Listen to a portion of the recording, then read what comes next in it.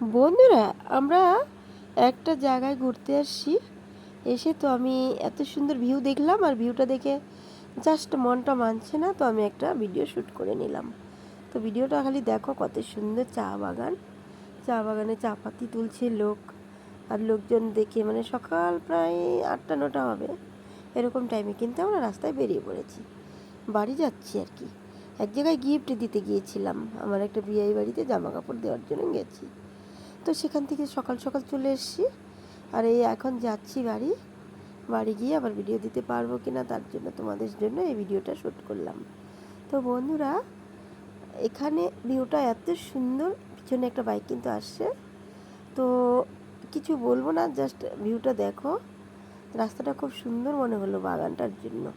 সবসময় সবুজ প্রকৃতি কিন্তু মানুষে পছন্দ করে। অনেক জায়গায় হয়তো সিটিতে যারা থাকে, আমরা কিন্তু একটু গ্রামে থাকি, তো তারা এইসব চা বাগান, কেউ কেউ বলে ধানের গাছে নাকি কাঠ হয়, মানে জানি না কত বড় ধান গাছ হয়, কাঠ হয় না, পোয়াল হয়, খড় হয়, এটা জানে না। তো তার জন্য বলছি, এই ভিডিওটা তাদের জন্য।